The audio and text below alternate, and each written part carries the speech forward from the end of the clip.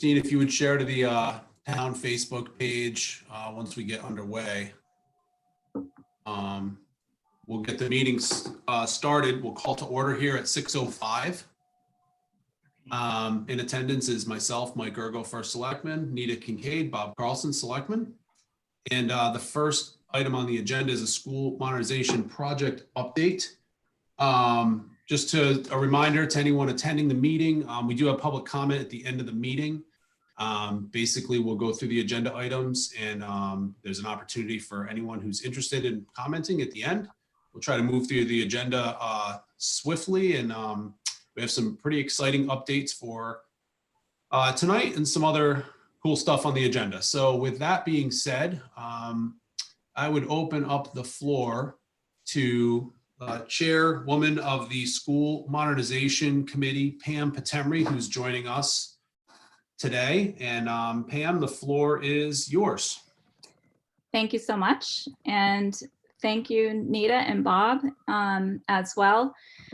I'm happy to present, I believe, our last presentation on the school modernization project. I wanted to share an update because we are expecting on May 15th our milestone of a certificate of major completion on the elementary school.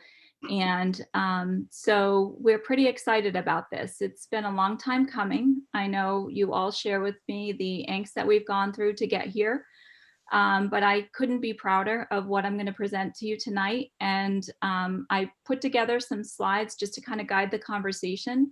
I did ask for Sam Shrenzia is the vice chair of the committee, and he's on as well. So I don't know, Mike, if you need to unmute him as well.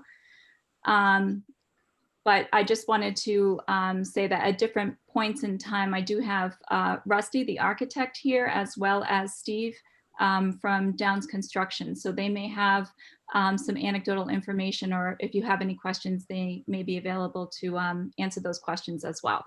Okay. Sam's unmuted as well, and also and Rusty is as well. So, and Steve. Okay. Can you share the presentation?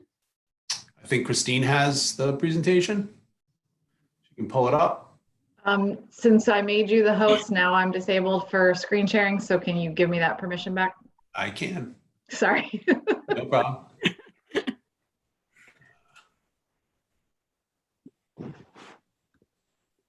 Except I can't find you. Hang on. We are both Town of North Stonington. So the one that says, I got you. Not me. Yeah. How's that? Good.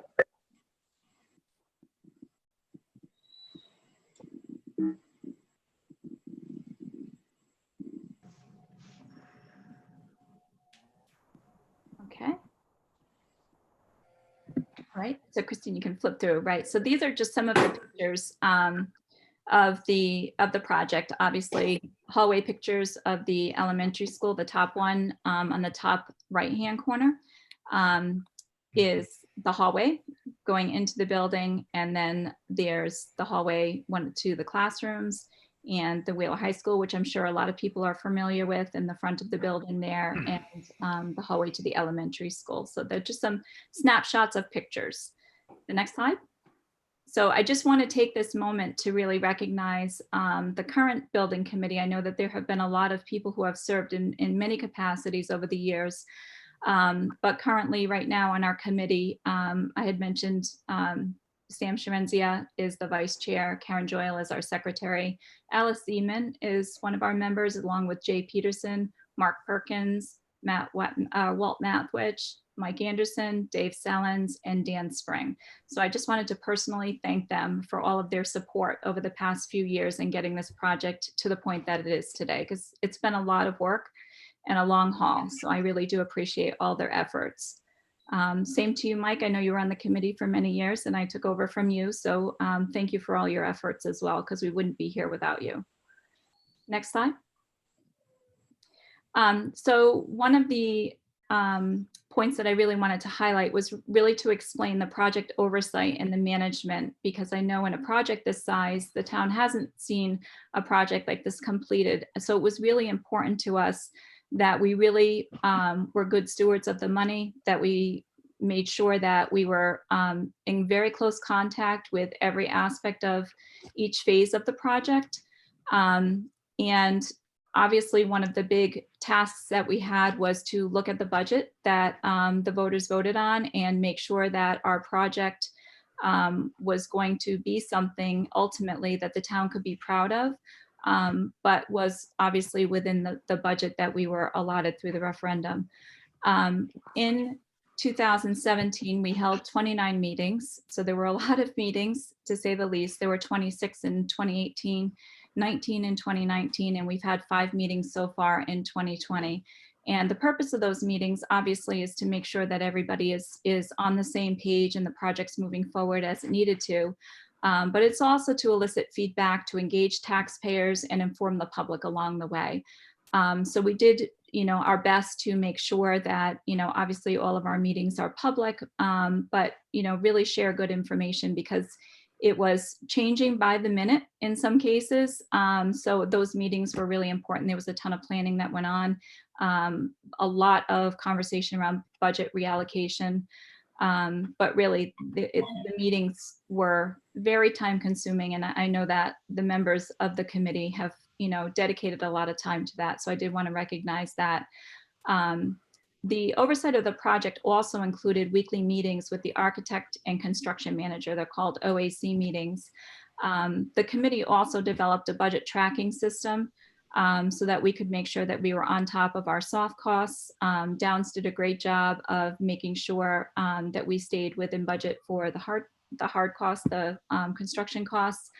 And really there was great oversight with that regard. And there was also regular consultation throughout the building process to stay on schedule and within budget.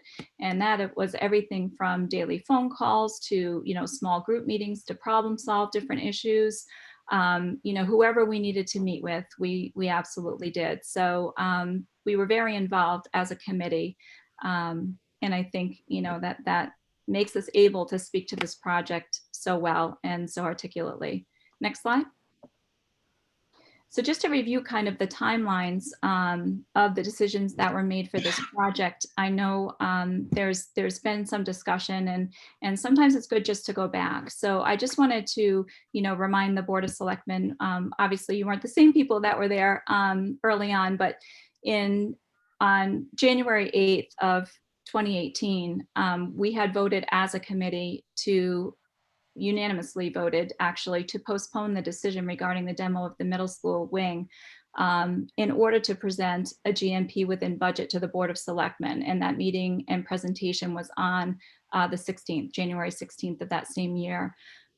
So on the 16th, the committee presented the GMP with the demo removed from the scope of work, with the understanding that we certainly were going to look at that. It was a very difficult decision for our committee to postpone that, but we also knew that there were so many unknowns, and the more information we got with regard to the testing and really looking at the communities around us and seeing some of their stumbling blocks, from not doing the testing and really the scope of remediation and what's required now, which even changed within the scope of this project, was really daunting.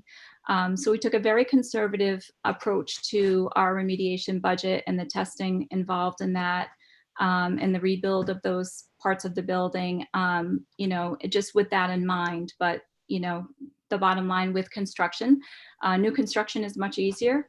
When you're renovating as new, you just really don't know what you're going to get until you uncover everything, which is certainly what we experienced. The first selectman signed the GMP as presented on 1/18. And then obviously, as you all know, we did a presentation as a building committee on the 20th of February prior to that final vote to explain, what our approach was, what we had presented, to explain the alternate list, which the more I go on, in this process, I realize it's a lot for people to wrap their minds around. It was for us as well as a committee.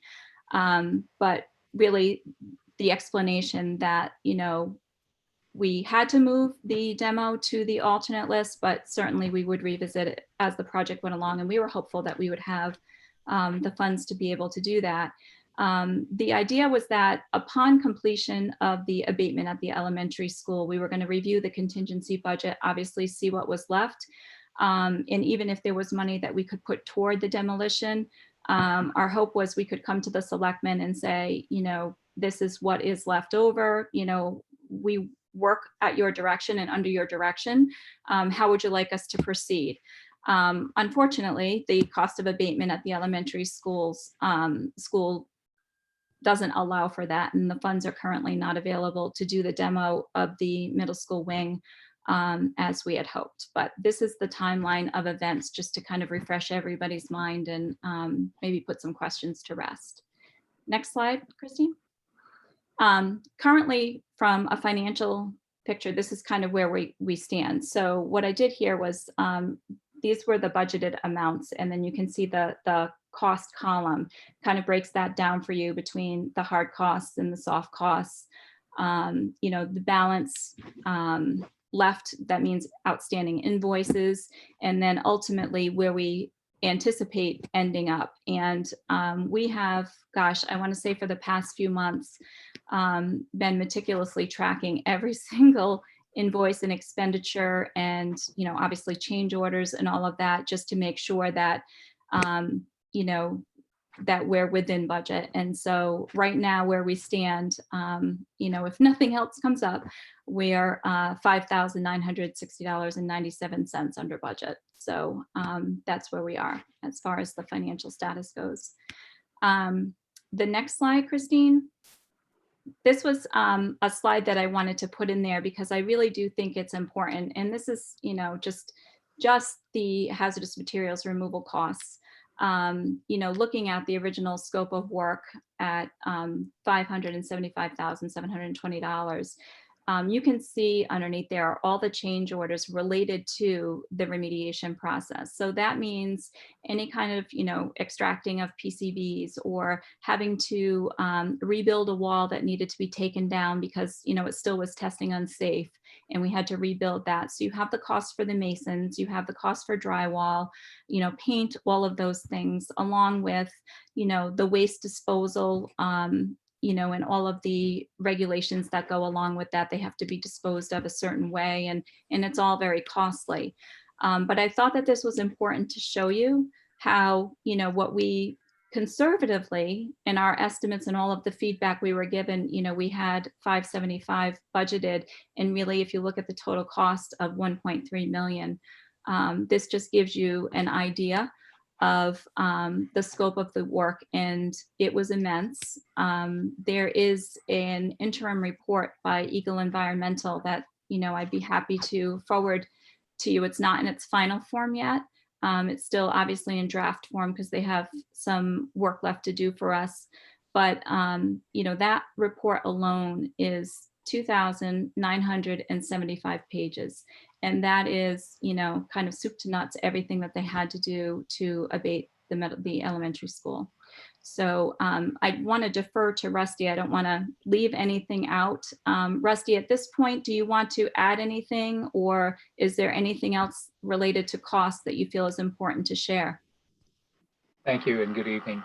So the key here is when we were finishing up with the high school project, there was actually quite a bit of contingency left. And actually that's what we, you know, there was that process where we transferred money with the state over to have that contingency in the elementary school. And that covered most of these costs of abatement. And as you can see, it's not just the abatement work itself, it's also the monitoring, the in testing companies that we have there. And then it's also the reinstallation of work. For instance, in many cases, when we abated walls, after a certain point, we couldn't keep the walls because the PCBs were not coming out in a value that we needed. And so we had to demolish the wall and rebuild it. And that's all part of this expense. There were also a few others, not too many, major expenditures, one of which was we discovered that the the sanitary line in the 65 wing was in really bad shape. It had deteriorated. And so we ended up having to cut the slab, excavate, and remove that pipe. And one of the reasons we had to do that, because we were connecting to that existing line. So that involved quite a bit. In fact, it's a change order of around $50,000. A couple of other things that came up had to do with the fact that, we were dealing with deep and stormwater management, and they asked for weekly reports. So we had to get the engineers on site to do that reporting. Of course, it's not as significant in terms of dollar values, but those that had a budget impact.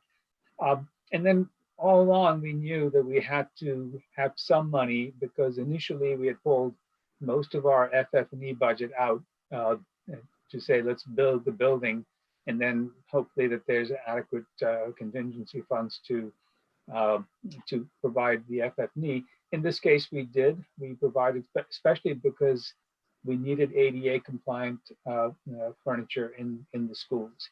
And so that was another expenditure that had to occur and had a higher priority than anything else. So it was pretty tough to manage it. We thought we were sitting in a really good place after the high school project was over, and these unexpected hazmat expenditures really pulled that budget down. But as you can see, we are still under budget. And I think if you look at COP 37.1, I think that was kind of, for me, when reality started setting in, that's a $393,000, well, almost $394,000 change order on something, honestly, that was behind things. Like, we wouldn't have expected the issue to be there, that hazardous materials to be there. And Rusty, right, that even behind walls, there were, beams that we exposed, obviously, when we took down the walls, but, that tested hot, that, you say, well, why did they even paint those walls or those beams, or, whatever the structure was. So there was really kind of no rhyme or reason. It seemed like every wall we took down, there was an issue. And, you have to test and then retest and make sure you get everything out. We had done everything from, as creatively as we could. And I can't tell you the number of hours of thinking of how else could we approach this to save money, even asking Best Tech to, try a new technique, which is basically a paint that, draws the PCBs out of the wall. It was something new to them, but it could have potentially and was a cost saver for us. But we really, did a lot of research and just really kept pushing the envelope to say, what is, the best approach to this, so that we can at least, maintain our budget. So, that was just kind of an overview of what the experience was. And I know from sitting in on the Board of Selectmen or the Board of Finance meetings, people were wondering about the remediation. And I feel like this is just even such a small capture of what was involved, because it was so intense and so costly. And, unfortunately, it is, a budget breaker, so to speak. We weren't expecting to encounter a lot of what we did encounter. Even questioning, well, would it have been cheaper to build new? I know that was a question that I had asked Rusty, and the answer to that is no. This was the best approach, but unfortunately, when you do take this approach for cost-saving measures of, remediating and renovating as new, this is the risk that you run, unfortunately. Pam, if I may also just to mention that despite all of these challenges, we were able to make up time and the construction, Downs construction, they really did a good job managing the job. So we're not running way behind schedule, and also just the cost of delays that are fairly typical in construction. When you start having delays, one scope, this added scope affects the timing of other trades.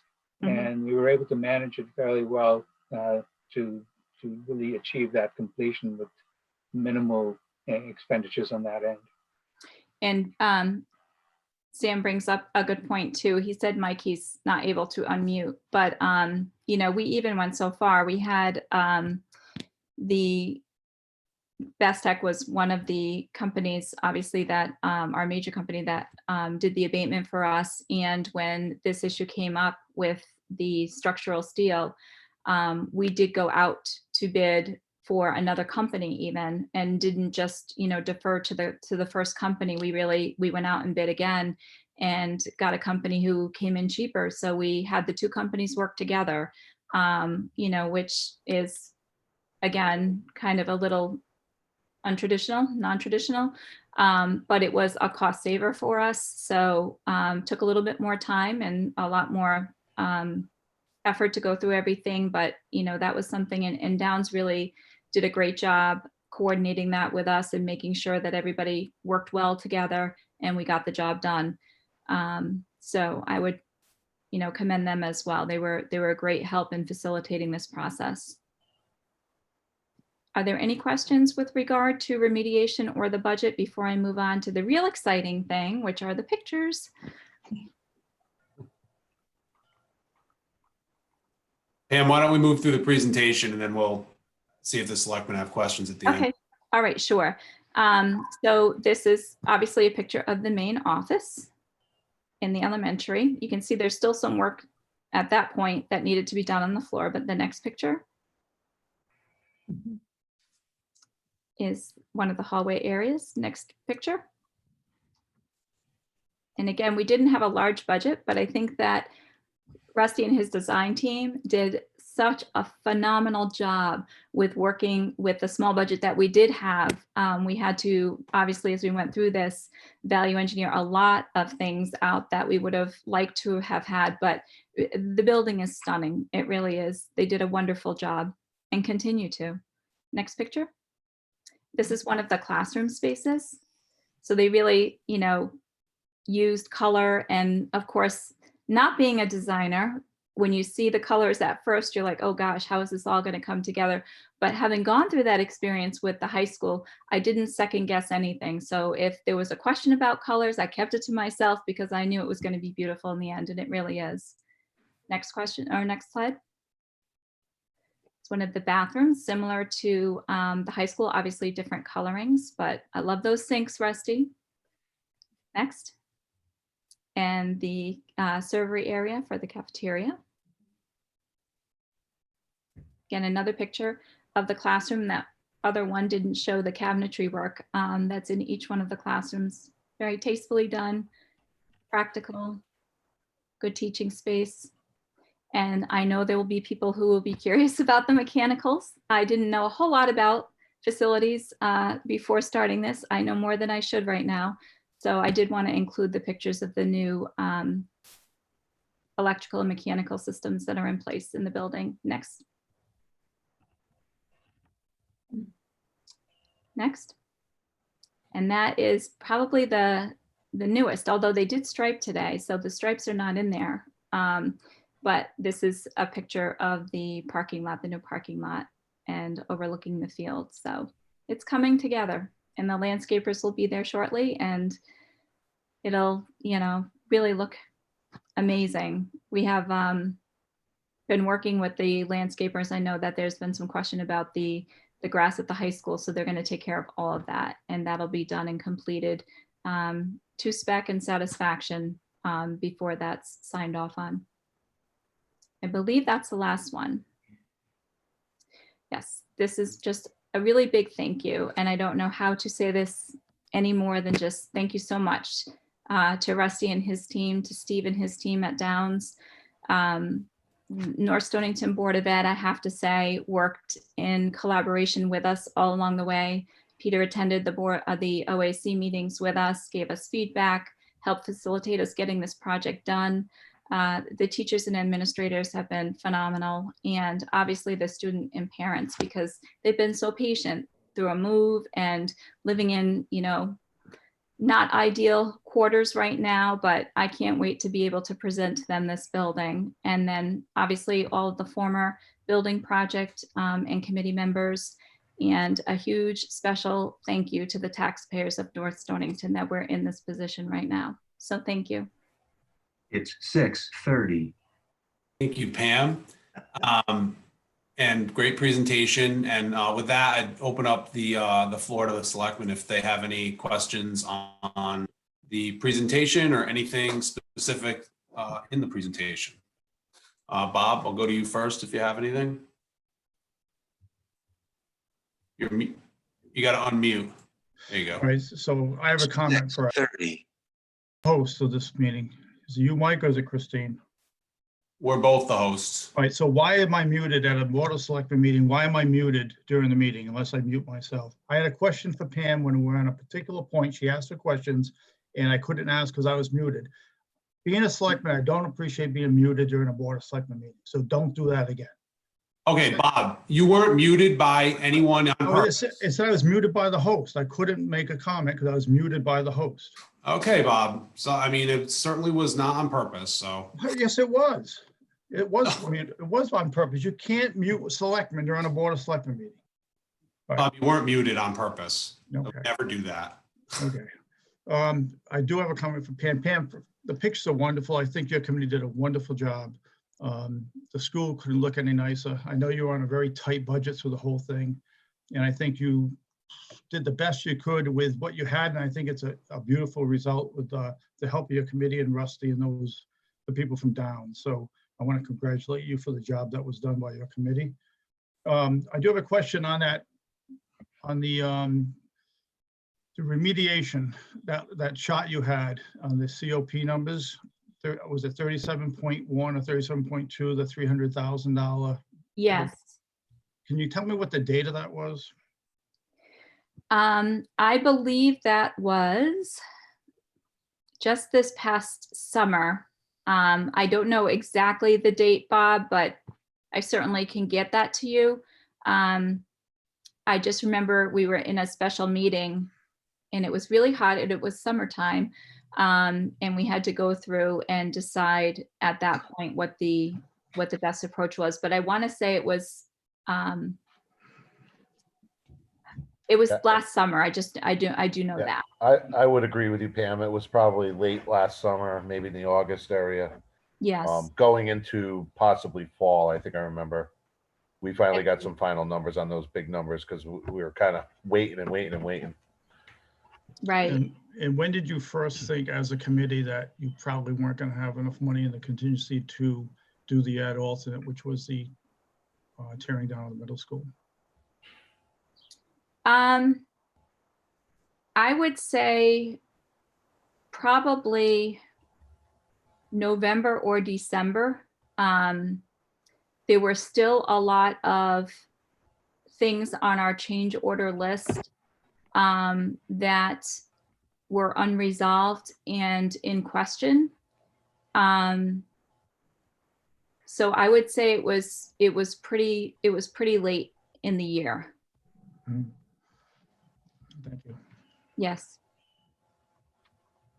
And Bob, can I make one other comment? One of the avenues that we're pursuing is at least having a conversation with the state. And I wanted to obviously defer to the selectmen that I could have this conversation, but on the 19th, we have a meeting with the state on the FF&E budget and plan that we're going to put forward. And I do intend on asking them if there are any additional funds available to help with the remediation costs that we incurred. I think the fact that they didn't think that we'd be able to build the two buildings for what we said we were going to do the buildings for, that was in question number one. And I think it's at least worth asking. Of course, I wouldn't present that unless, all the selectmen weren't in agreement with that. But I think it's worth asking if there are any additional funds out there. When I've researched it myself, it seems as though there is money available, but it seems to be more for residential or private businesses. But I do think that, you know, Rusty, I think you would agree, we can make an argument for at least consideration if there is something available through the state for that. So I don't want to say, I guess it's our last ditch effort. I'm not overly optimistic. I'm a realist, but I do think it's worth asking. Rusty, would you agree with that? Oh, certainly. I mean, sometimes there are other funds, but because we're spending contingency money and it is all eligible, because if you recall, we did get the waiver on the elementary school. So the state is picking up the full share of the, you know, of their share of maybe 46.7% of it. So it's still eligible. That work is eligible for reimbursement.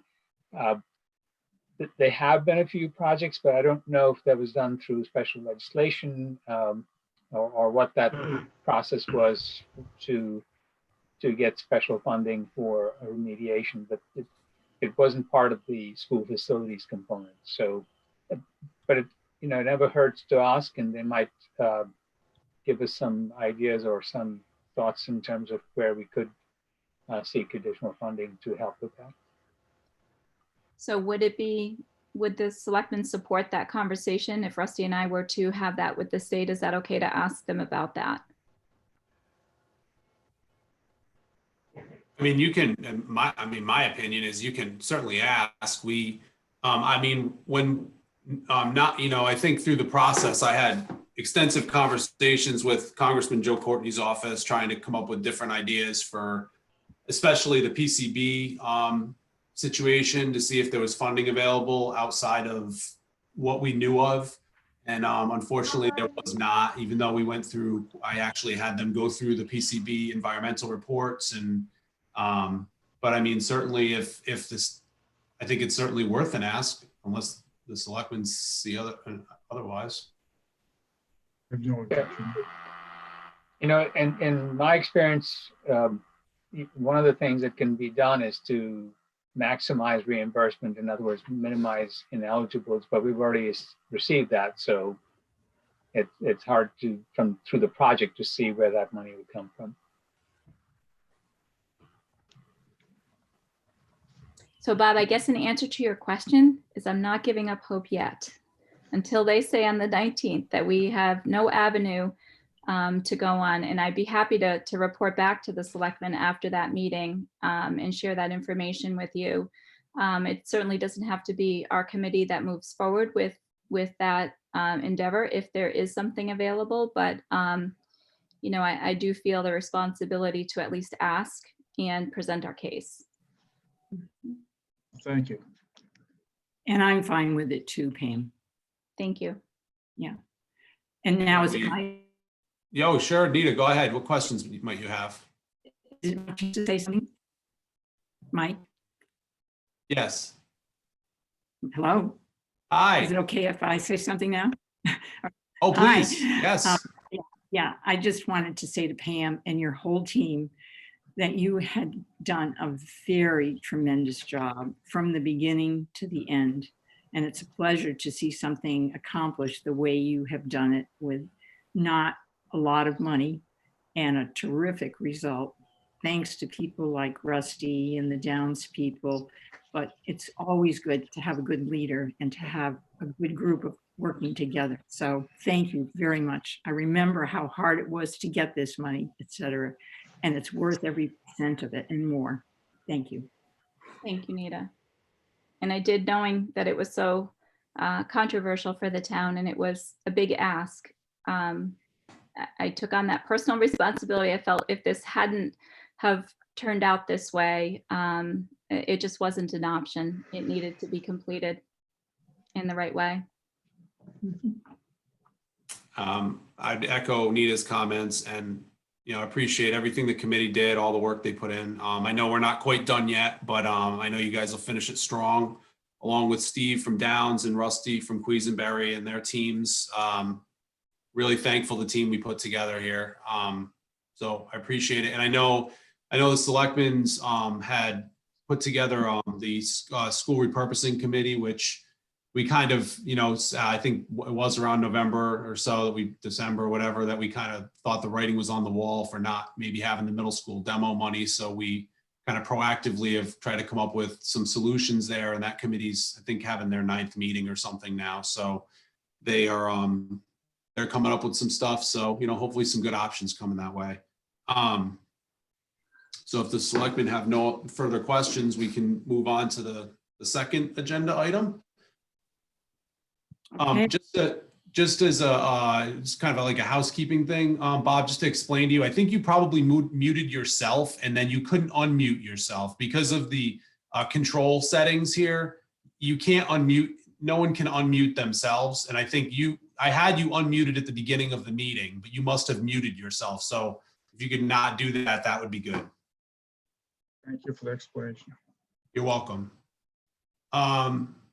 Okay, so the second item on the agenda is the Emergency Services Operations Committee update. And I think normally we would probably not be looking for this committee to be coming in right now. Obviously, they've just kind of been formed over the last month and a half, but because of the Board of Finance questions that had been coming up, the Board of Finance was interested in hearing about their progress, given the fire company's request, and knowing that committee had been working pretty hard already, even with only 3 meetings behind them. I said, well, maybe they would want to come in and give an update. And so normally a committee wouldn't go to the Board of Finance before coming to us. So I had put it on our agenda tonight in kind of a preface to the Board of Finance's meeting, which has been canceled, but was supposed to be tomorrow night. But with us is Sarah Nelson, who I'm really happy is joining us tonight. She's the secretary for that committee. The chair had a conflict with tonight's meeting, so couldn't be here. But Sarah is happy to provide a little bit of an update. And with that, Sarah, the floor is yours. Hi, thank you. Is it possible for me to share my screen? I just have a couple slides. It is. Okay, it's currently. Yeah, I'm going to do it right now. Okay, awesome. Thank you. All right. Hi. Thank you to the Board of Selectmen and to the folks on the line for the opportunity to present. As Mike mentioned, I am filling in for Tricia, who's our chair, and just going to give a quick update overall on the program and what we've done to date. So bear with me 1 second so I can put this in full screen. Okay. So I thought it would be helpful to ground everybody in the scope of the committee. So we received the scope from the Board of Selectmen for as an opportunity to research best practices for emergency services for towns of similar geographic and sorry, let me start over. We're looking at towns that are demographically and geographically similar to North Stonington, which is actually quite an interesting task. We all know that we have an incredibly great and unique town, and we have the data to prove it. So that's been a fun journey. We were also asked to look at possible ways to consolidate service costs for the town and look specifically at service contracts for ambulance and fire services for the town. So that's the scope. Mike mentioned we've had 3 meetings so far.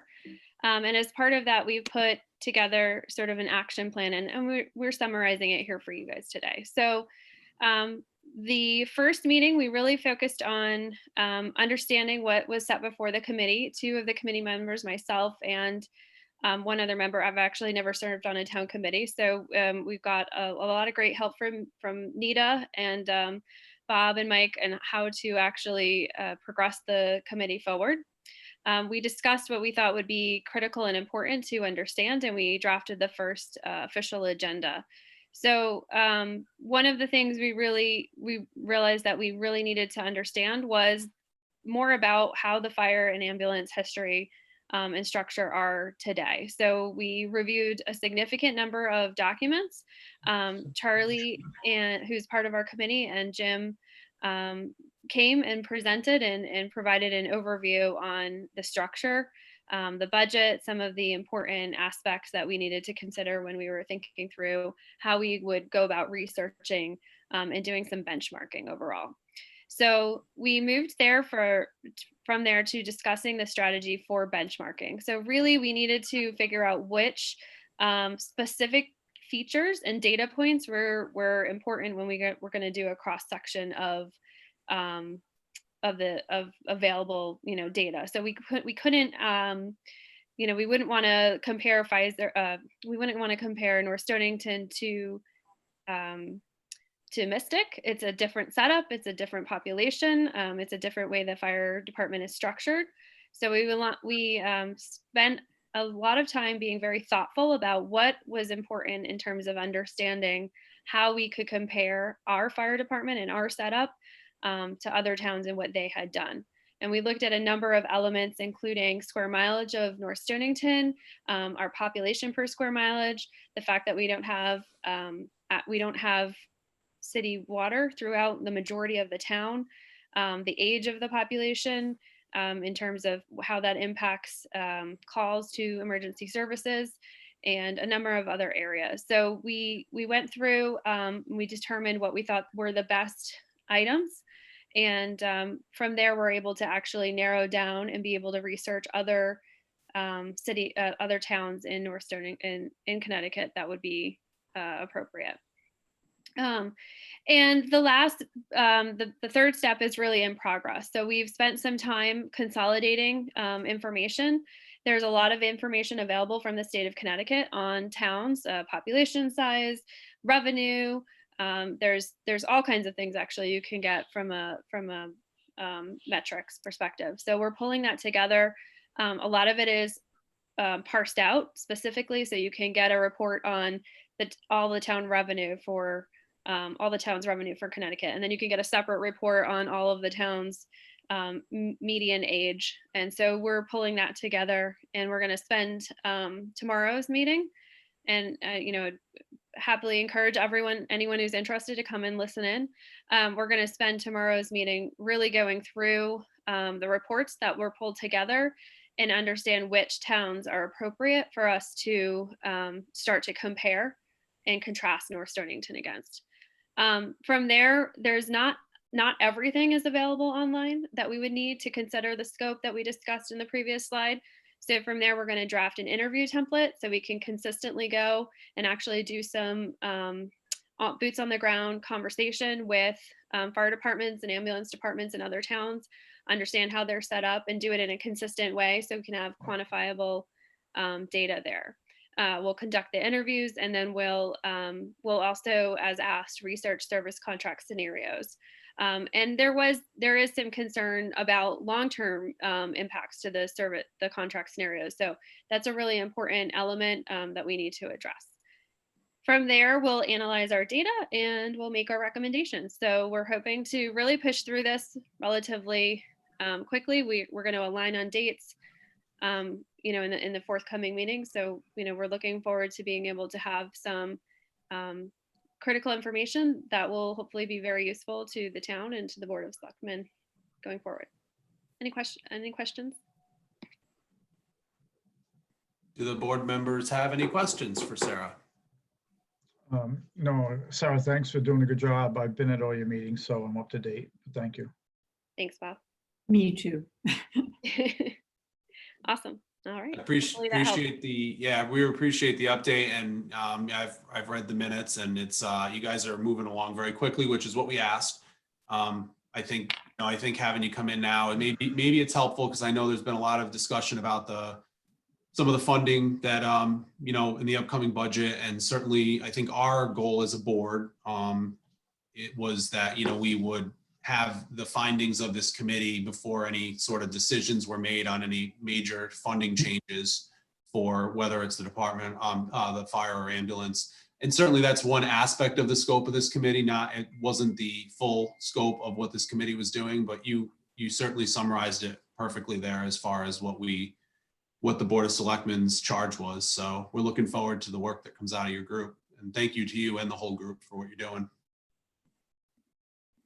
With that, if there's no other questions from the selectmen, and just a reminder for the public, we'll have public comment at the end. So if Sarah and even Pam, if you guys can hang around in case there's any questions at the end, that I would, that I could go to you guys if necessary. I don't anticipate the rest of the agenda taking all that long. If the selectmen are okay, we'll move on to agenda item 3, revaluation update. I just wanted to make sure that that I put this on the agenda. We are in the midst of revaluation. As you know, I did send a news blast out this week that you probably saw through the news blast system, just to remind people of the fact that revaluation is going on. As we are all aware, it's something we contracted for, last year, obviously pre-COVID, and it's required for us to do anyway every 10 years. So it's something we had to do. I think it was good that we got an early start on it. We are modifying how we're moving forward. It's, interior inspections will not be done.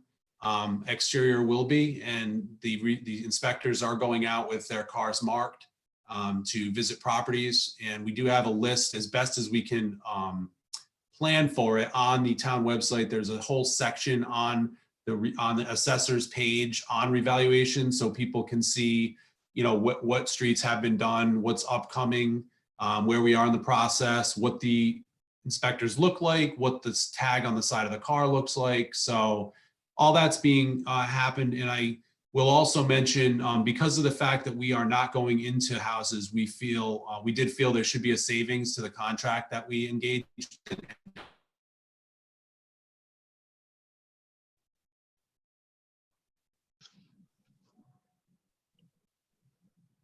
They're so far around $6,000 off of what the contract was, and there's more savings probably to be had as we go along. So we're kind of working closely with the company on this right now to try to best watch out for the taxpayers' dollars here. So, do you have any questions on revaluation?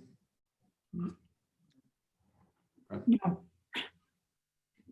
Moving on to number 4 then, COVID-19 update. I've been keeping this on the agenda every meeting. Obviously, this is an ongoing situation. So you may have probably, I'm sure everybody's keeping in tune. It looks like the governor has set the 20th as the reopen date for certain businesses. So we do have a document that Juliet has put together, I think sent it out today to P&Z and EDC chairs to take a look at, to try to put some information out there to help our businesses kind of navigate this situation.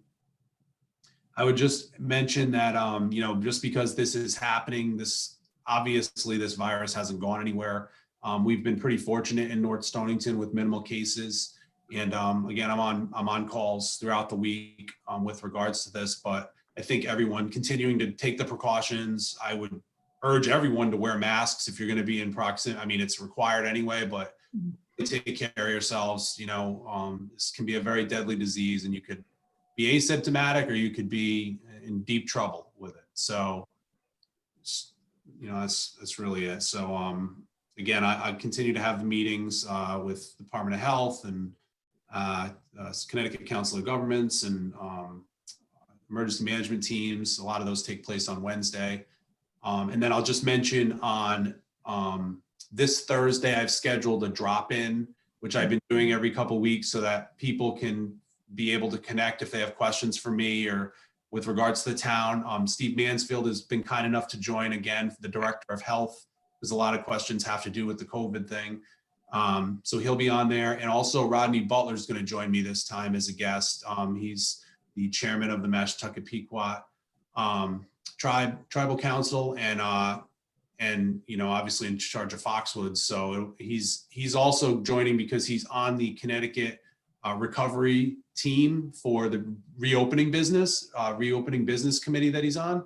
So I think he'll be great to have on there to kind of ask him some questions about that. I'm sure a lot of people may have questions about Foxwoods as well, being one of the largest employers around here. So that's Thursday at 6 p.m. for anyone who's interested. So there'll be COVID updates on that as well, with Steve Mansfield being on that call. Do you have any questions on anything going on as it relates to the COVID? Mike, I have a question.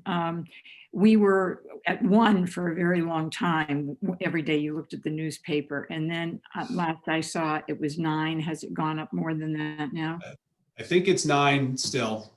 And I know there's no reason to give names or anything, but could you give us a sense of, were they all older people, or was it a variety, or do you know? There's been a mix of ages on that. So Steve sends out the reports on Fridays, Okay. and they generally will have a an age bracket. Yeah. Let me see if I can pull it up.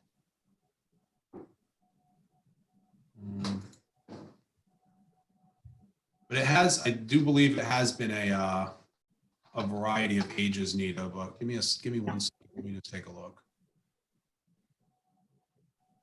We felt so lucky for a very long time. Yeah, I know. We were. Let's see. Reported ages in North Stonington with the cases that we had. As of Friday's report, we had 7 females, 1 male, and ages 30 to 72. So obviously spanning the gamut there. Okay. Thank you. There's probably 1 person missing off that Friday report, but yeah. Thank you. You're welcome. Any questions on that, Bob? Nope. Sure. Bear with me, I gotta go back to my agenda. Okay, number 5, Executive Order 7JJ, item for discussion. So there's really just one item we have to discuss with regards to this. And so basically Executive Order JJ gives the authority, though it's not an authority we want to utilize, but an authority that we have in the event we need to do something, to pass urgent business via the Board of Selectmen. As we know, the Board of Finance has the authority under the executive orders to pass the budget. Of course, we're trying to hopefully work that. So by the time we get to where we're going to town meeting, things have changed and we can still bring it to a town meeting. That's our goal. We want the general public to vote on these things. We have one issue that is pressing, and it's not a controversial issue. It's actually going to save the town an incredible amount of money. We talked about this at a previous meeting, and that was the waste ordinance, the solid waste ordinance that we have already looked at. We had SCARA in, and we had basically moved it forward with the intention of bringing it to our town meeting, in May.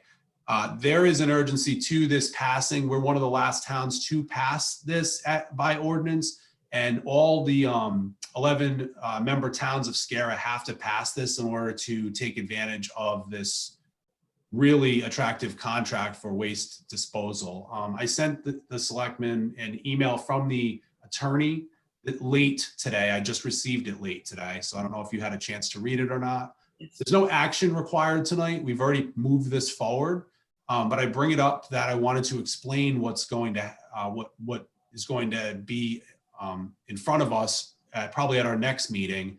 So because of this executive order, we will advertise this ordinance that we would look to pass through the Board of Selectmen instead of at a town meeting at our next Board of Selectmen's meeting.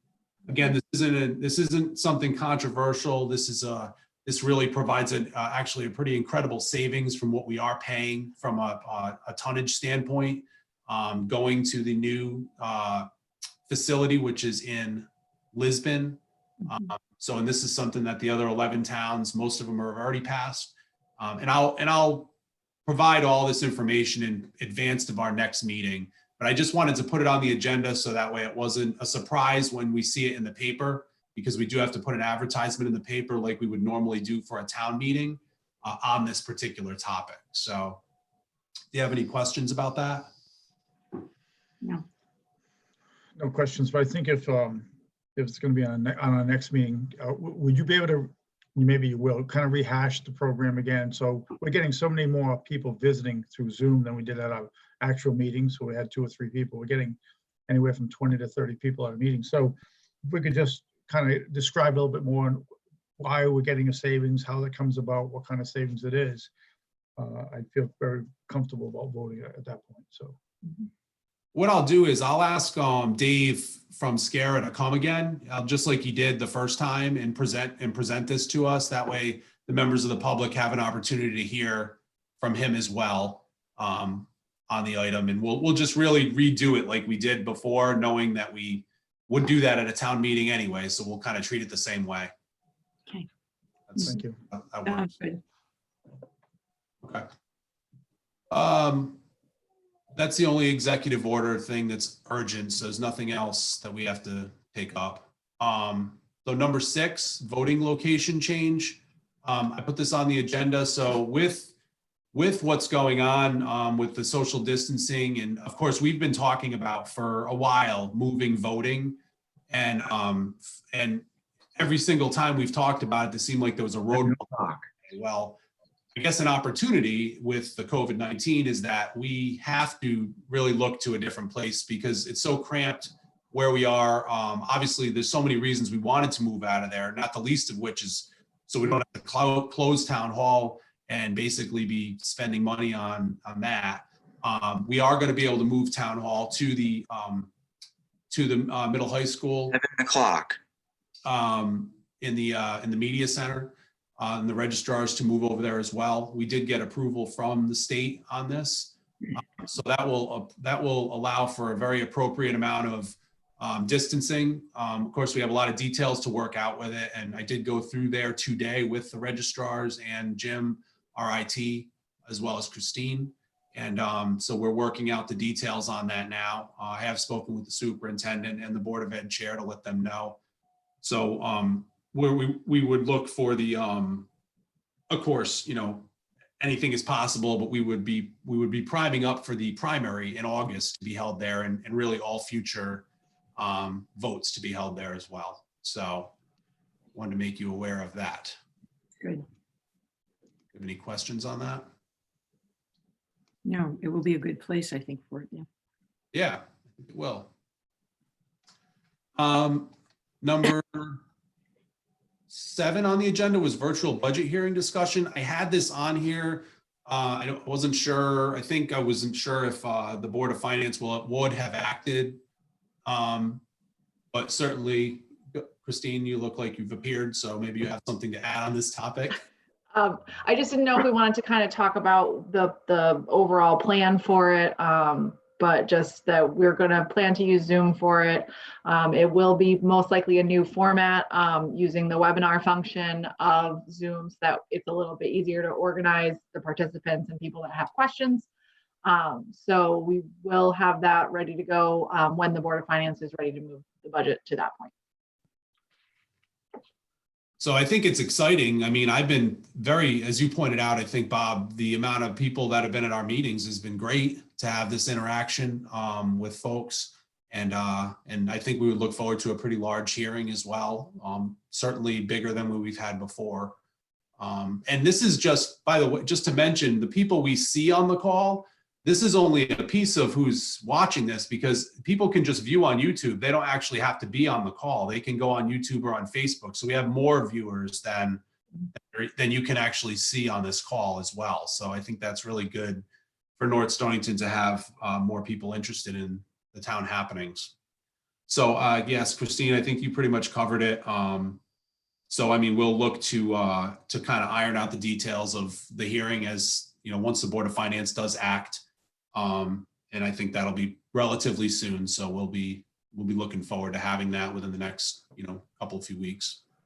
And we will publicize the information on how people can access the webinar and how they'll be able to comment in the newspaper, on our social media pages, on our website, and any other way that we can think of. Any questions on the hearing? Okay. Moving on, we have some minutes. We have sets of minutes from the 10th, 17th, 14th, and 28th.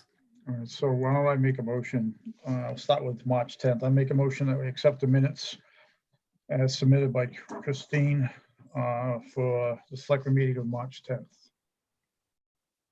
And I second it. Any further discussion? No. Those in favor? Aye. Opposed? Abstained? Motion carries 300. And I make a motion that we accept the minutes, approve the minutes for the Town of Board of Selectmen, Town of North Stonington, March 17th meeting as submitted by Christine. And I second it. Further discussion? All those in favor? Aye. Aye. Motion Okay. carries. Third, I make a motion that we accept the minutes of the Board of Selectmen meeting. It was a Zoom meeting on April 14th, 2020, as submitted by Christine. I second it, but I do have a comment. Mike, maybe I didn't get it, but on that one, the animal shelter update and the actual drawing for it that we had, did we ever get a copy of that? No. You didn't get it via email? No, I didn't. You didn't get it, Bob, either? No, we spoke about a rendering, but we didn't see it. Okay, I'll put that on my to-do list. I'll have that to you tonight or tomorrow morning. Thank you. You're welcome. Thank you, Nita. So Nita, you seconded? Yes, I did. Okay, all those in favor? Aye. Uh, Last but we'll- not least,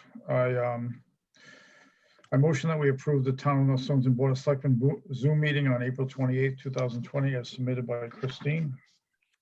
Second. Further discussion? All those in favor? Aye. Aye. Motion carries. Thank you. Thank you.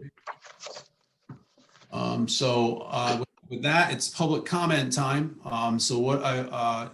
Anyone who's interested in making a public comment, you can direct the comment to me. You are able to unmute yourself. If you are on the phone, to unmute yourself, you would hit *6, and we will do our best to manage it. If I see somebody become unmuted, I will call on you. I can see most of everyone on the screen except maybe the callers. So if anyone has a public comment, now is the time.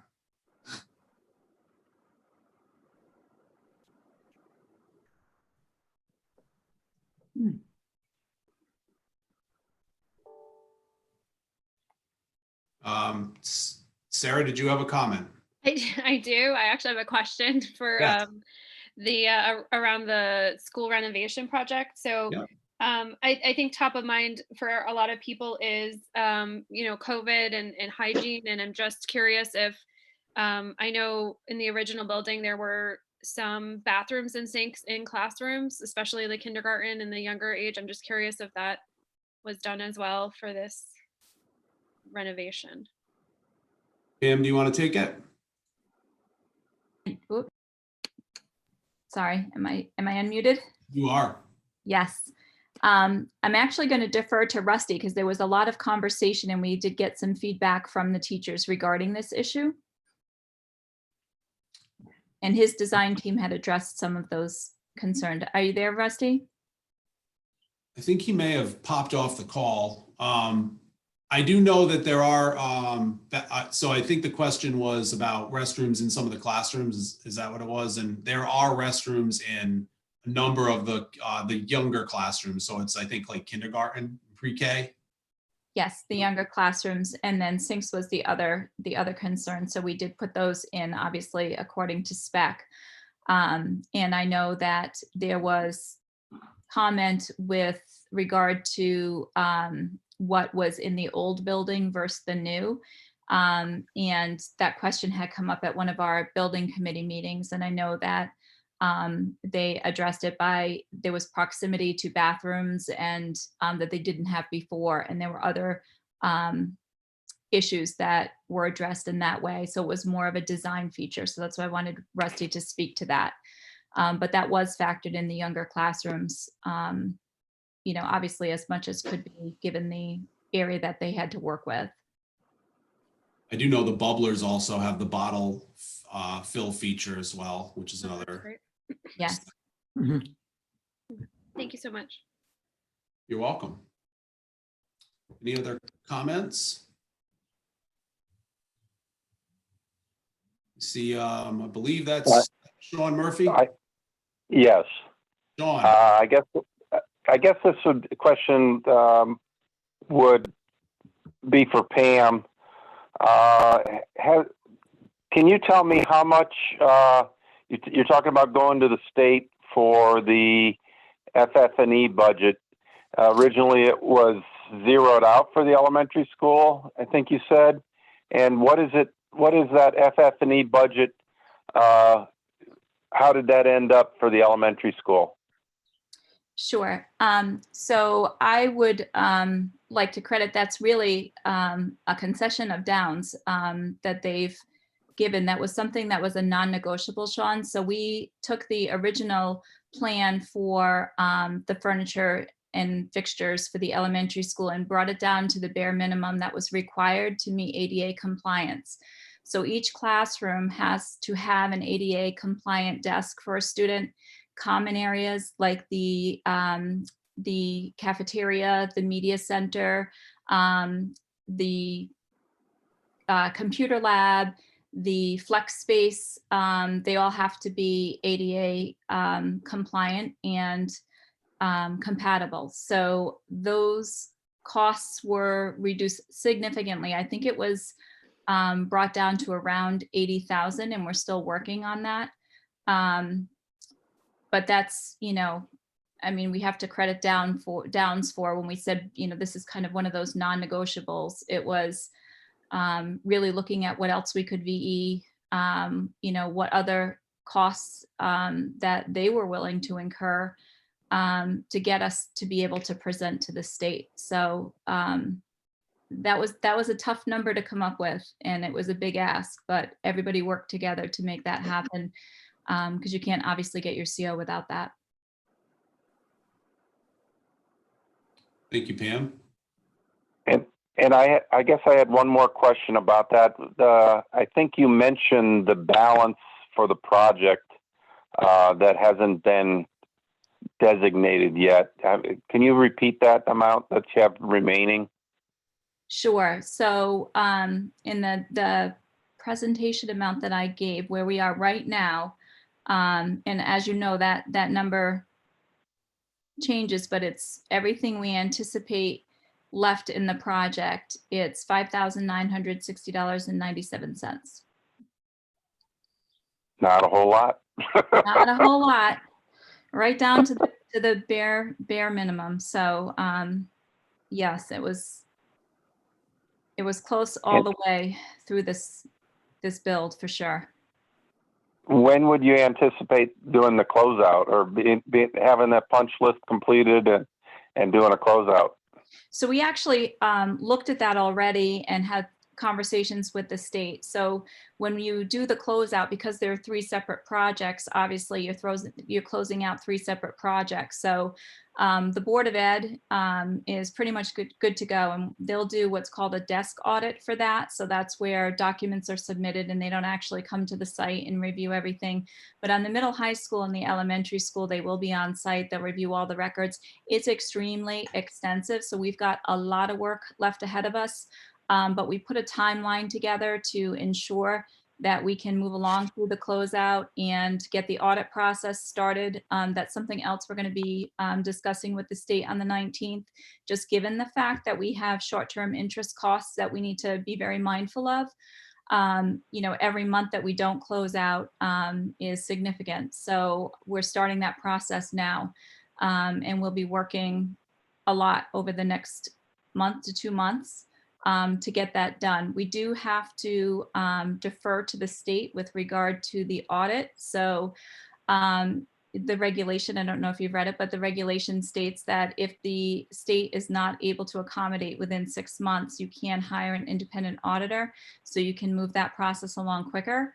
But they have assured us that given the fact that they know we are facing short-term interest costs, it would be a priority, and they will do their best to accommodate. So they've been very receptive and responsive to any questions we have, and really how do we move that process forward. So that is my goal, to get that done as quickly as possible. We've already started organizing our documents, figuring out, we're meeting tomorrow actually to figure out from that list of documents, which is extremely lengthy, who's going to do what, so that we can all chip in and just get it done and close out for the town as quickly as possible. Will the middle school demo, is that a roadblock to the closeout? I mean, we've gotten the scope has been approved for 46% plus reimbursement. It's a matter of going back to the state and asking for more funds, and I don't think they approve those until the fall for education construction is the next time that they'll have a round of approvals. Is that is that going to be feasible? Well, that's going to be a big part of the discussion. So I think, obviously it could be submitted in a round of proposals as a separate project. But I think the goal of the 19th is obviously the FF&E is the priority, but certainly we want to ask about that. One of the pieces of information that we did make sure we had was the legal opinion of the town attorney saying that it was within the scope of the project or the committee to reduce or alter the scope of the project to stay within budget. So, that should not, I've not heard that that's going to be an obstacle at all. We have had conversations along the way to ensure that it wasn't going to be, and make sure that, certainly that was, within the authority of the committee to do that.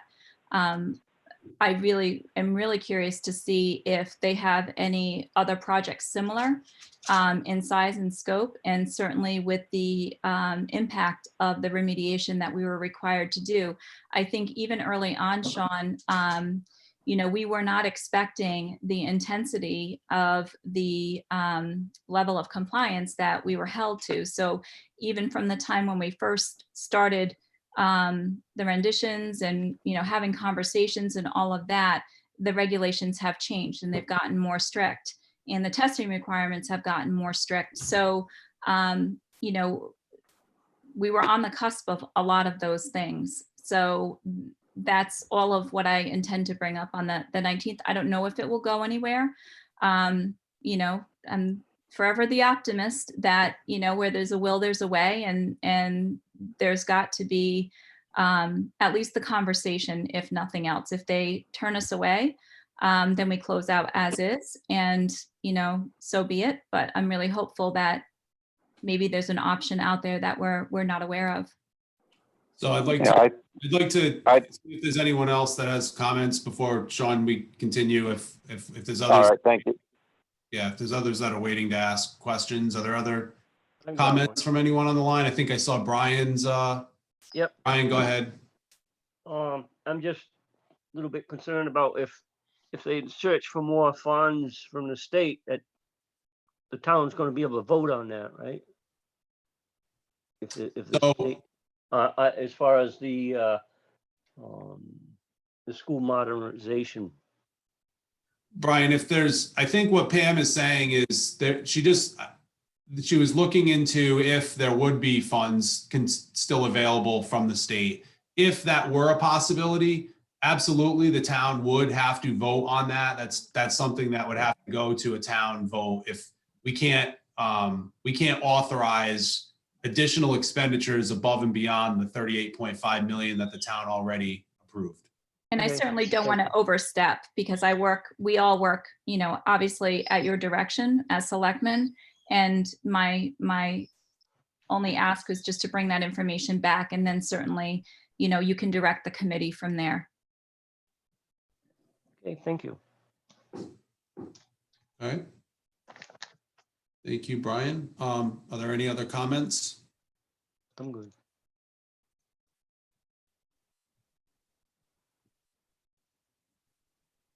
All right. Hearing no other comments. No one else is unmuting. If there are no other comments, Sean, did you have another comment? I see you've unmuted. Last call for anyone else with other comments. I just want to say that if there's any chance of the town demoing the middle school and only having to pay 50%, 54% of the project, we got to really push for that rather than at a later date having to pay 100% for it. So I think we should really be insertive to the state. As Pam mentioned, we have a very this project came through at one of the lowest per square foot of any project they've ever seen.